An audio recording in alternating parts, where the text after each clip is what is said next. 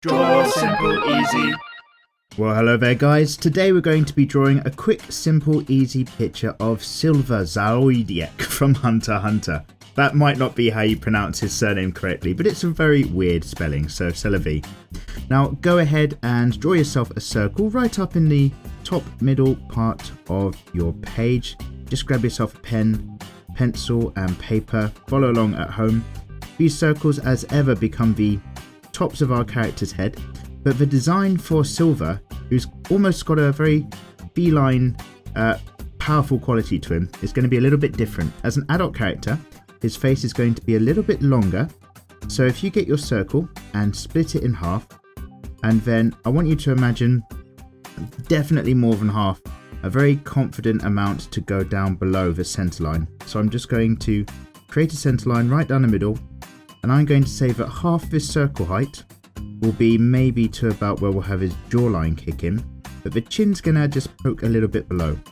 So what I'm going on about there is I'm going to go to the edge of this circle, make that the side of the face that just curves down ever so slightly to where we've marked out this line, and then same on this side here, and then I'm going to have it all just come in with a curved line right in to the chin like so, and then curve back up the other way.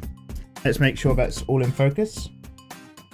Lovely it is. And this is going to be the rough outline shape for his face.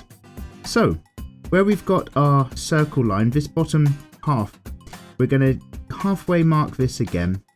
Essentially, we're just halfwaying the overall height of Silva's face. And that's going to be our brow area. So our eyes are going to drop just below this line.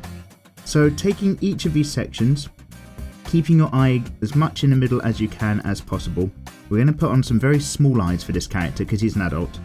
And I'm going to start by just a line at the top that drops down as it goes in towards the middle.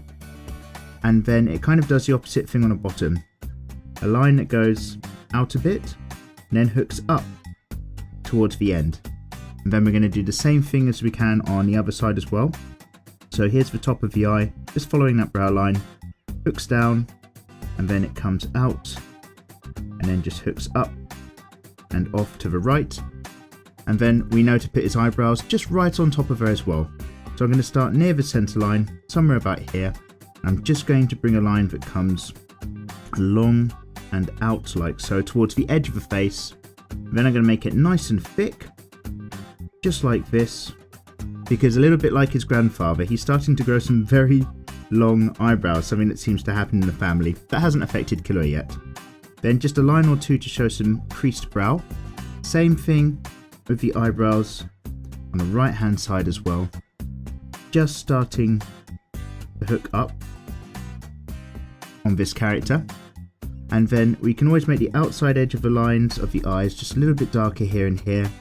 And then they're probably going to have all sorts of creases and folds at the top. So again, what I'm doing is just creating a couple extra lines to show the fold of the eyelid and so on. Now his nose is going to drop about halfway between the level of the eyes and this kind of marking point of the jaw. So around about this height here, I'm going to make the nose basically come to about that point. And the way that he's designed is that it's a line that comes down on both sides. So you start from where the eyebrow is, just on the inside, and this line slightly I should say, curves in towards the middle and curves out again on its journey. Does the same on this side, curves in towards the middle a bit and then curves out. And then at the bottom, just has a little hook to show each kind of flare of the nostril, and then probably drops down a bit just to show the shape of the nose. Lovely. Now his mouth is going to be halfway between this nose point and the chin, so if we get another halfway line round about here, map it as loosely as you like, and we know that the middle of the eyes is going to be the absolute edge as a guide point to where we're going to have his mouth stop on either side. So I'm just going to go ahead and get a line, not too impressed, just out like so, and then we're just going to do a few things for the facial features. We're going to just put a little C shape on either side of the mouth there, just to show it tucks. We're going to have a line conveniently already in here, just to show the mass of the bottom of the lip.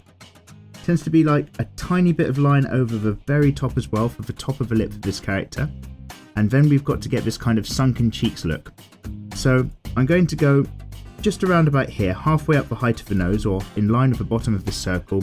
I'm just going to bring a line in, just like so, to be the cheeks, like this, and then I'm going to drop this line all the way down, and then make it bump out in a similar way that we've got already around the lips. Just here, all the way down, and out again.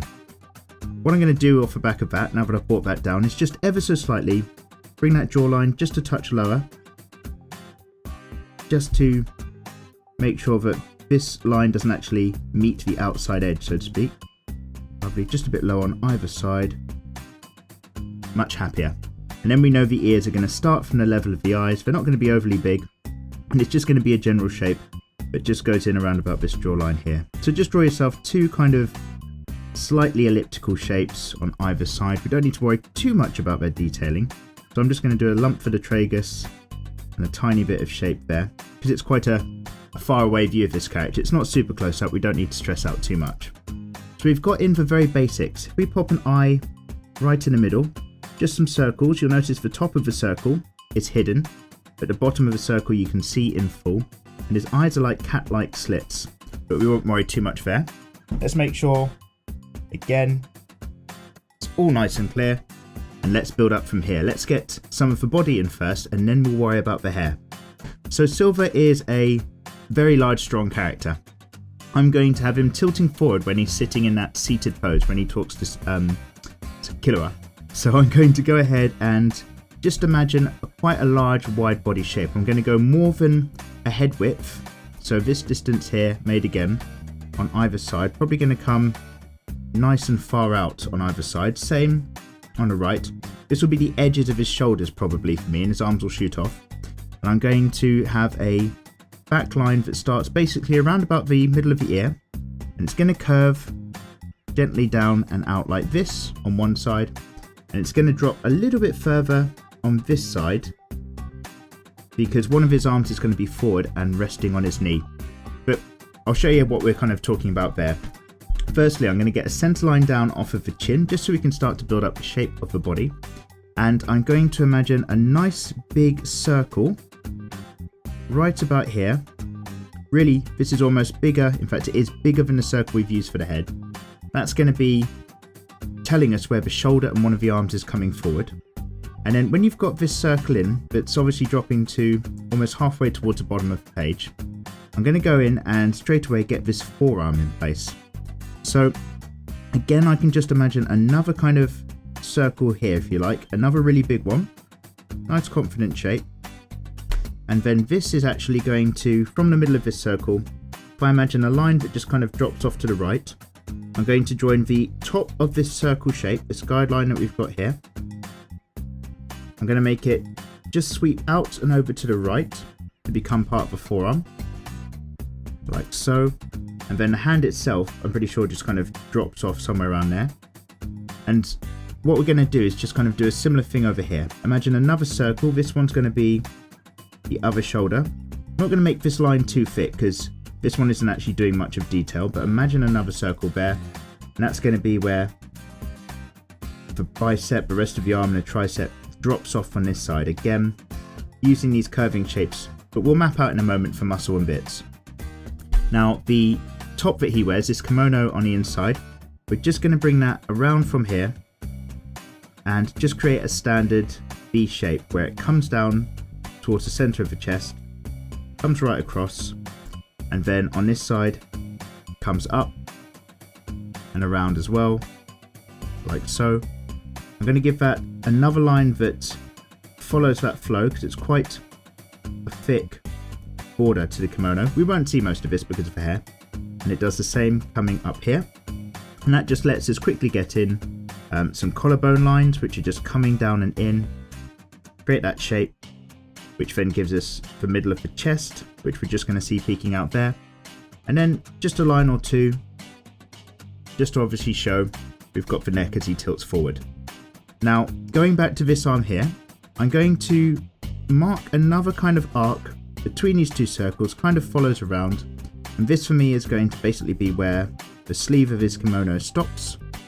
And I'm just going to bring another line up and around to mark that as having a border to the material as well. There's going to be loads of folds in this kimono, so this doesn't need to be perfect, but I'm just going to put a line or two just coming up here to show the creases. A line or two there to show the folds of material. Probably going to bump up around about there as well. And then when it comes to his arm, his forearm here, a few bits we need to get in. There's going to be the elbow around about here, which I'm just going to indicate with a small circle. This is going to be poking out to the left. It's a very muscly figure, so we're going to draw in a few muscle lines here for the forearm. So I'm just going to create a line that comes in as an L off of that elbow point. Another line there just to mark it poking out. I'm going to have the bottom of the forearm, or the under edge, just coming off the bottom of the page. And then I'm going to have a really big muscle group right about here. It's going to just create this kind of shape. If you imagine, we're just going to have a curve where it's all circular towards the joint, but then just goes long down the arm like so. It doesn't have to be perfect again, but just recreate an idea of these shapes if you can. And then a line or two that just comes off of here, just showing everything's really banded and muscly. And then as things meet up into the arm, you just get to see a bit of bicep round about here, and then tricep as well from that point, just making it lumpy really. That's the secret to anime muscles, lots of lumps. Then a few more crease lines just up and around here, and then we can go over and just do a similar thing on the right, where we're going to have a really low edge to this top, because this arm's down, it's not forward, so it's probably going to come to around about here. Just doing two lines again to mark the edge of the material, and then I'm just going to create lumps that kind of come out and just hook back in, just to show all these material creases like so. Actually hooks up to a fairly solid shoulder shape, comes in, and then I'm just going to make that line all join up there. Lovely. And then the chest is just kind of coming in there, nice and big and strong. Then on the end we've got an armband, so that's very simple. Just get a couple of lines down here to mark an armband on his forearm. Bring that line up a bit and just put two lines down, one on the inside of each edge, one here and one here. I think these are the white lines where we've got the blue armband. And then we've got the basics of the body out of the way. Now we just need to take a look at his hair and what's going on there. So firstly, if you go to the top of the head circle where we've got that, excellent, go slightly above and create an arc that comes round. This is going to be a guiding point for us. This arc is going to come round and it's going to basically be a zone that goes just below the eye line, around about here. Obviously this line doesn't exist as such, and it tells us that all of the hair that falls forward on the fringe finishes and points around about this line. And what I'm going to do is just put a guiding line straight down the middle is fine for the front. I'm going to start from this top point. I'm just going to create a curve or two line, almost like I'm just mapping this out to be a slightly curved 3D shape, just to help me with the fact now I'm going to put loads of hairlines in, loads of spikes, and the spikes are going to come separate to around about here. So if you imagine we've got spikes on the hair that just go down and up, very thin, down and up, super thin spikes following that flow, down and up. And I'm just continuing just to do this all the way around to the edge, down and up, down and up, down and up, all the way around to this edge bit. We'll go out as far as over the ear and bring that back in as round, and I'll do the same thing on this side here. Lots of down and up. Many characters have very thick sort of triangles of points of hair when you look at their designs, but Silva has very thin spiky strands that drop down over that face of his. Gives him a very old school 90s rocker feel, like stage band. He's got very much a Mick Jagger kind of vibe to him somehow. And then with the fringe out of the way, we're just going to map out the rest of the hair. I want you to get a nice big circle that's around about here, like a halo to his head. And if you imagine, this is going to represent the zone that is the volume of the rest of his hair. And we're just going to create sort of a few lumpy shapes to show the hair's just sprouting off the back of his head. It's all doing its own thing, like a lion's mane almost. And it's just going to start to curve off and flow. So his hair's going to come out around about here. It's just going to flow off and back. These are kind of just a jumble of lines and shapes. Keep it sort of flowy and zigzaggy. And then you can just keep growing it like so off the back. Like this, maybe another layer just off the back there. A very similar thing over here. I'm focusing on just the top back edge because there's bits that flow down the front. But again, just going to create sort of a jumble of lion's mane of hair there. Very similar thing. Lovely. And then the last bits are just the hair down the front. So as we come around about here, it's going to cover up a bit of the edge of his ear. And we're just going to imagine this kind of pattern of hair. I'm going to start from just where this jawline is here. I'm just going to create a very gentle, wavy line that just comes down there. And then I'm just going to start to play around with that shape. Add in a few more wavy lines, make this whole zone thicker as we go up. Join that all up. And then that is going to be the flow of the hair around the front. A few lines just on the inside edge there, where it's all tucked back. And then same on this side as well, exactly the same. We're just going to come down here, start off on the inside edge as well, around the neck, and create just a gentle sort of tumble of hair. All jumbles around like so. Excellent. Comes up to the top like this. And basically, that is it. Let's have a really quick look again through the camera phone. Quite a lot of guidelines going on in there, but I hope you guys have been able to follow along at home. Let's get a little line in there to show some bicep. But the main bits are that with this older character, his face is longer, there's loads of grooves in the cheeks, he's got smaller, sharper cat-like eyes, and his nose is drawn by just doing the outside edge on both sides. Big lion's mane of hair and thin, spiky, pointy fringe. I'm going to drop into the time-lapse part now and put some ink on this, just so that you can see which lines we're keeping and which lines we're getting rid of. And I'll see you guys right at the end.